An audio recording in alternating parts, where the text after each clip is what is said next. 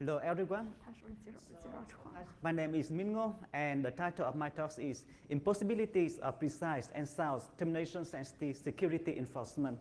So before introducing the main results of our paper, the impossibility results, I will just present termination sensitive non-interference, secure multi-execution, and a problem about secure multi-execution. So first, in order to present termination sensitive non-interference, so I will to give just a brief description about programmed. So we consider deterministic imperative programmed with input and output operation. So here is an example of such a program. So input 8 from C8 and Y8 larger than 0, then do skip. So the basic idea of this program is that, so basically the execution of this program will consume an input value from the input channel C8 and then store this input value to the variable H. And after that, if the consumed value is larger than 0, then the execution will enter an infinite loop. So for deterministic imperative programmed, then a state is a pair with two elements. The first element is a state P, and the second element is a memory me. And we write terminating P, me, and I to mean that the execution of the state P and me with the input I terminate. So for example, with the example, notice that this example will be used throughout the talk. So with the input I, with the input value 0 from the input channel C8, there and the memory me, then we have that this execution, the execution of the program P will consume the value 0 from the input channel C8, and it's does not enter the infinite loop. So that's why the execution of the state on this input terminate. Okay, so now we look at termination sensitive non-interference. So for the purpose of the talk, I just have two security level, L for the public information and H for the confidential information. And we write I equal L, I1 to mean that I1 and I2, the input I1 and I2 are equivalent at the low level.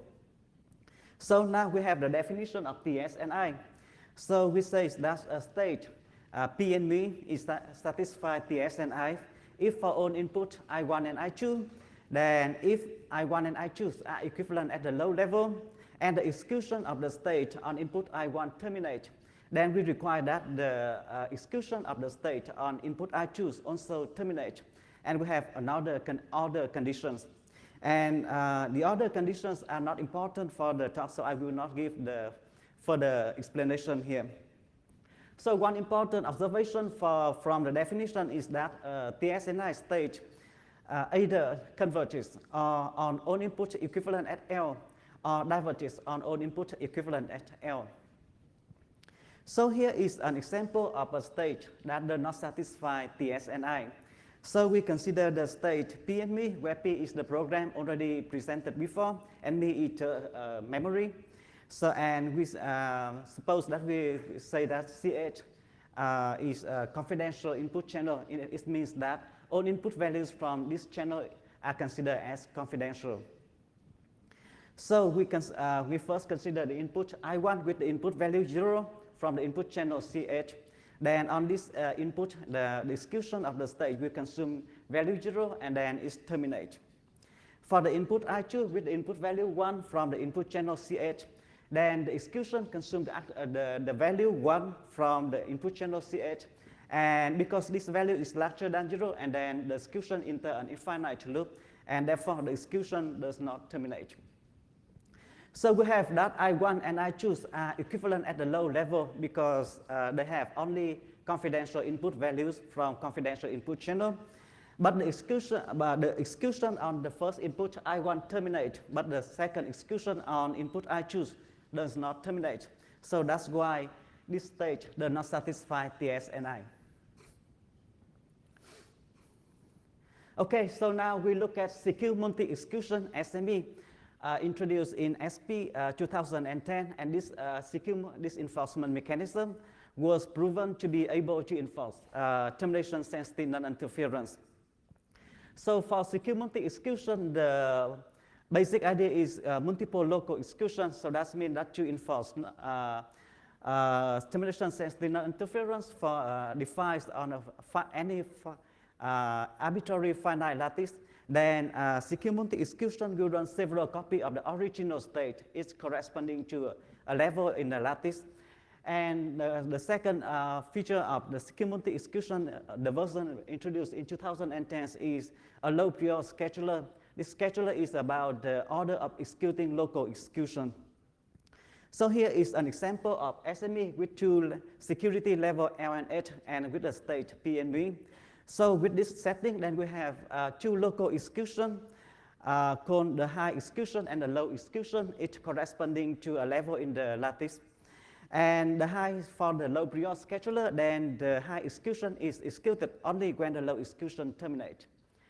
And for the low execution, then when it needs input values from a public input channel, then yes, it can consume an input values. And when it needs an input values from a confidential input channel, then it will use default values. And the low execution is the only execution that can send output values to public output channel. And its output values to confidential output channel are suppressed.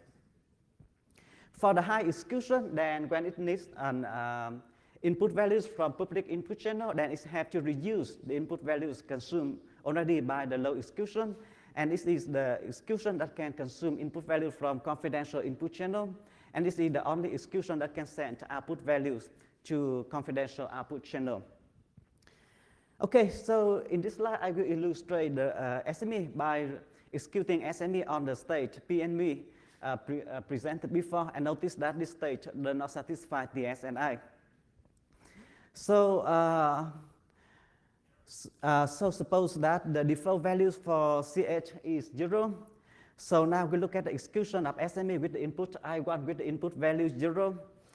So we have that for this execution. The low execution will, when it needs an input value from the confidential input channel CH, then it's used a default value which is 0. And that's why this execution does not enter the infinite loop and it's terminated. For the high execution, it's consumed the actual value from the input channel CH, which is 0, and hence it's also terminated. So because both local execution terminate, so therefore SME also terminate. Okay, so now we look at the formal properties of secure multi-execution. So secure multi-execution were proved with a low prior scheduler was proven to be sound and precise with respect to TS and I. So to be sound to me, it means that SME with any state P and V satisfy TS and I. And precision is mean that if a state P and V already satisfy TS and I, then SME will not change the original behavior. So, but the problem is that SME with a low prior scheduler actually does not enforce soundly TS and I. And I will illustrate this problem via an example. So this is, so in this example, we will execute SME again on the state P and V, where P is the program, input H from CH and YH larger than 0, then do skip. And CH, notice that CH is a confidential input channel, and the default value for CH is 0. So on input I1, with the input values 0 from the input channel CH, then as explained in the previous example, then the execution of SME terminates.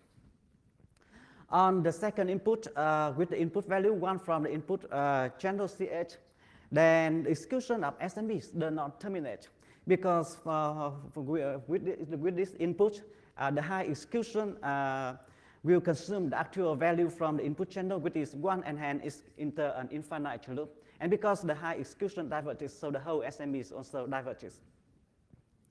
So we have that I1 and I2 are equivalent at the low level, but the termination behaviors of SME on I1 and I2 are different. So on I1, SME terminate, but on I2, SME does not terminate. So SME does not enforce soundly TS and I. So at this point, there are two research questions naturally arising. The first question is there any sound and precise enforcement mechanism for TS and I? And notice that if we do not care about the precision of an enforcement mechanism, then we do have enforcement mechanism for TS and I. The problem is that such an enforcement mechanism may be not so useful or may be conservative.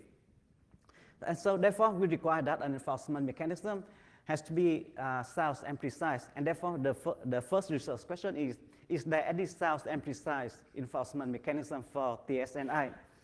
And the second research question is, so which policies is actually enforced soundly and precisely by secure multi-execution? Okay, so now we look at the first research question. Is there any sound and precise enforcement mechanism for TSNI? So to answer this question, so we first to have a definition of enforcement mechanism. So an enforcement mechanism, EM, of a policy P is a total and recursive function from state to state. So because it's the total function, so that means it can be applied to any state. And because it's recursive, so that means on any state, the function will return a state in finite time. And we say that an enforcement mechanism is sound with respect to a policy P. It means that any state under the enforcement mechanism satisfies the policy P. And precision, we say that an enforcement mechanism is precise with respect to a policy P. It means that for a state that already satisfies P, then the enforcement mechanism does not change its behavior. Okay, so now we look at the answer of the first research question. Is there any sound and precise enforcement mechanism for TSNI? So if you remember the title of the talk, then yes, the answer is no. But now we will look at the process to achieve these results. So first we look at a simple setting. We consider a batch program from natural number to natural number, where all input number and output number are considered as confidential input.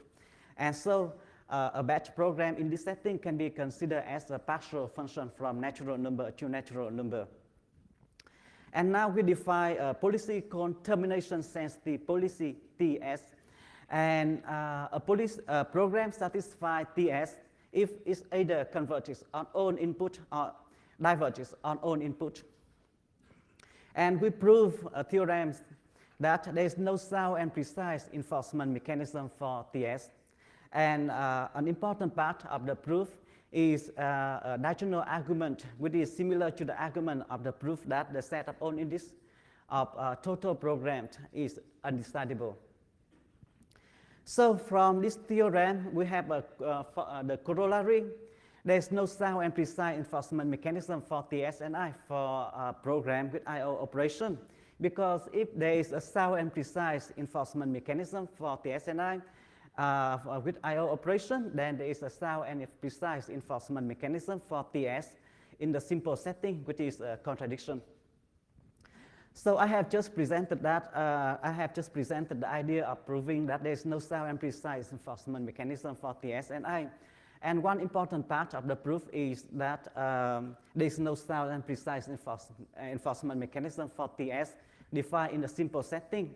So therefore, we have two important remarks here.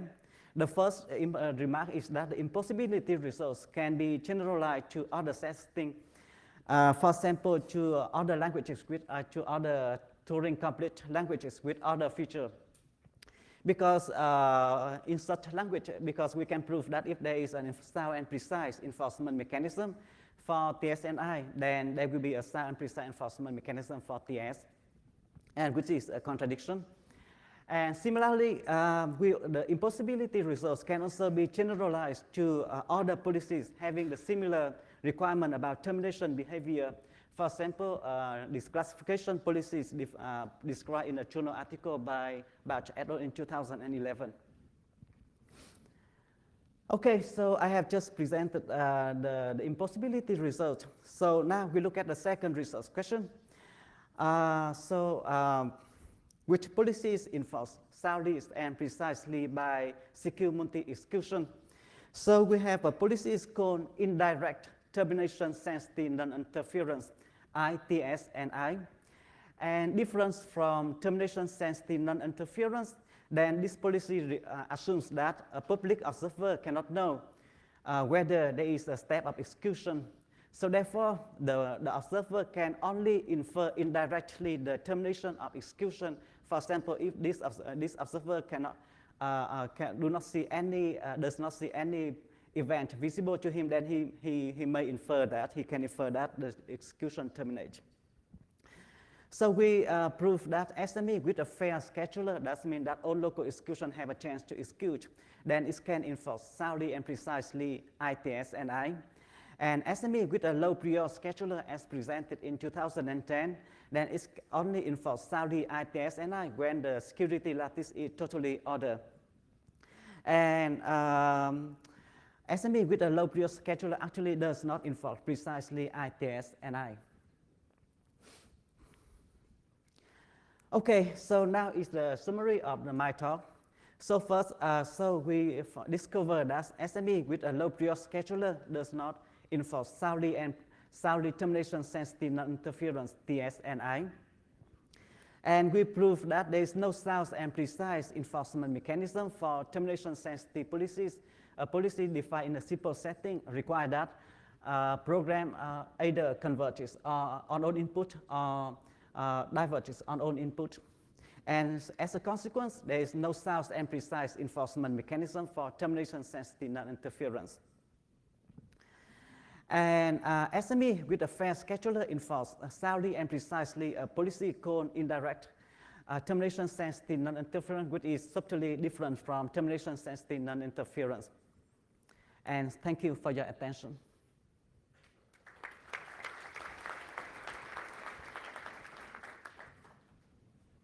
All right, questions? No questions, really? All right, I have a question. Yeah. Maybe somebody can walk up to a microphone in the meantime. All right, what about progress-sensitive non-interference? So there are a bunch of papers looking at progress-sensitive non-interference. Are they all wrong? So you're talking about progressive sensitive non-interference. So I think that the basic idea behind progressive sensitive non-interference is actually similar to the idea behind our policies called indirect termination sensitive non-interference. Just there's some minor technical difference that because their definition may define on finite traces. For us, we define on infinite traces. Yeah. Fair enough. Thanks. Any questions? Any other questions? No? I guess you're all hungry. All right. Well, with that, let's thank him and